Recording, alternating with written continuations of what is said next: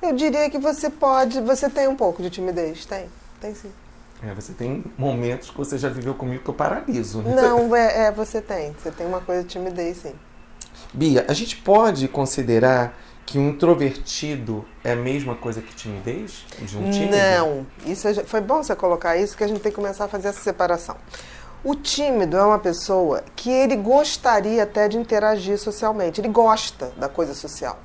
Mas, ao mesmo tempo, ele tem um pensamento que faz com que ele fique assim, será que eu vou agradar? Será que eu não vou agradar? O que a pessoa está pensando de mim? Será que vai pensar que eu estou falando a coisa certa? Será que eu dei a deixa certa? Será que a pessoa me interpretou certo? Então, ele fica o tempo todo preocupado o que o outro vai pensar. E isso dificulta muito a interação dele, mas ele gosta da interação. Mas ele acaba não fazendo por conta desse pensamento que é muito autocrítico, né? No fundo, o tímido é um grande crítico dele mesmo. Ele tem esse desejo, né? O tímido tem. Já o introvertido é um pouquinho diferente. O introvertido é uma pessoa que tem todas as condições para interagir, faz isso com maestria, não tem o menor problema em fazer, mas ele prefere não interagir. O introvertido, ele não fica pensando o que vão pensar dele ou não. Ele curte ficar sozinho, ele fica sozinho numa boa, não tem problema nenhum e não tem a menor dificuldade. Isso é a grande diferença do tímido e do introvertido. Por exemplo, eu sou uma pessoa introvertida. Mas não é tímida? Não sou tímida. Você não gosta realmente de estar ali? Não eu gosto, mas assim, eu tenho meu momento que eu gosto de ficar sozinha. Tem aquele momento que eu fico sozinha e fico muito bem. Quando eu saio e quero interagir, eu faço isso com muita tranquilidade. Mas eu tenho aquele conforto, aquele aconchego de ficar sozinha. Não me faz mal nenhum. O tímido não. O tímido, ele quer a companhia das pessoas. Ele de fato quer. E quais as causas? A gente pode dizer que se existe causas para a timidez? Olha, a timidez é uma coisa complexa. Ela é multifatorial. A gente sabe que os tímidos, em geral, têm uma marcação genética muito grande. Quando você vai ver, tem uma história de pai, mãe, daquela timidez mais pesada mesmo. E também tem a criação, tem as vivências. Então, se você passa por situações muito traumáticas na infância, na adolescência, isso pode fazer com que a timidez tome um maior vulto, tem um reforço. Então, você tem as causas que são genéticas e as causas psicológicas, ambientais, que interferem, é uma interação.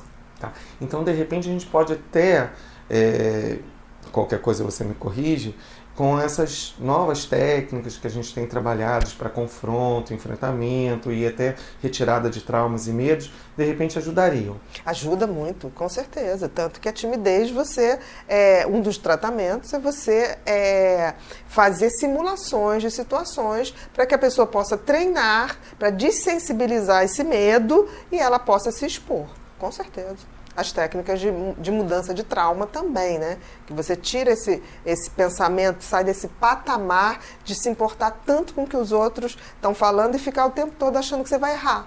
Então, o tímido, ele está sempre preparado para o erro, né? Ele não aposta no que ele pode fazer bacana. E também errar é normal. Por exemplo, eu não sei se é porque eu tenho déficit de atenção e dislexia, então eu cometo uns micos pavorosos. Mas me divirto com eles. Não me abala. Não, além de rir, eu ainda dou a deixa.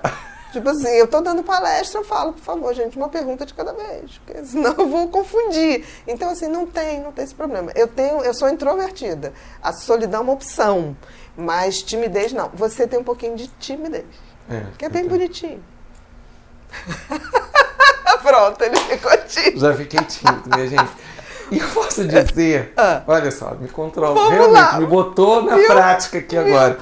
E a gente pode dizer assim que timidez é uma patologia, Bia? Não, timidez não é uma patologia, é uma maneira de ser ali dentro de um padrão genético, das tuas vivências. Agora, o excesso de timidez, aí é a tal da fobia social. Que seria a timidez patológica. Sim. Aí entra como uma patologia que requer tratamento. Porque, por exemplo, a fobia social ou timidez patológica, esse impedimento se torna, passa mal.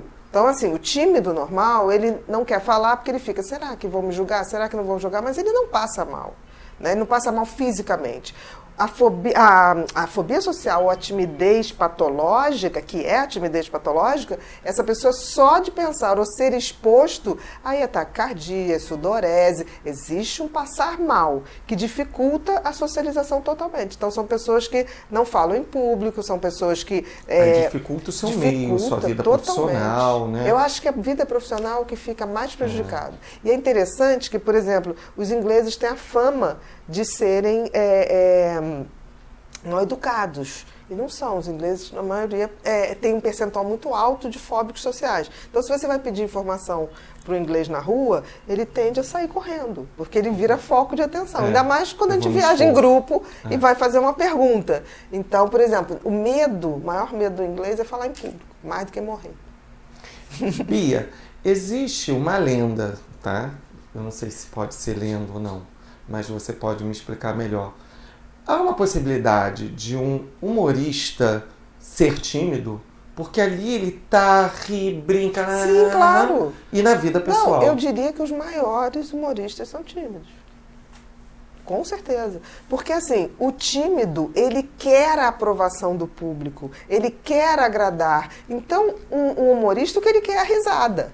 Ele quer a aprovação do público. É verdade. E como é que ele faz isso? Sabendo se riu ou não. Tanto que deve ser absolutamente desesperador para um humorista estar numa plateia que não ri explicitamente. Pois é. Olha, tem uma lenda, que eu também não sei se é verdade, que diz que o público mais difícil de agradar, seja musicalmente, seja de humor, é Curitiba. Menina, então, em também. Geral, se começam turnês em Curitiba, porque se Curitiba as pessoas reagirem ou rirem, o resto do Brasil vai. Eu não sei se é verdade. Pois é, eu já escutei também, não sei se é lenda. Né?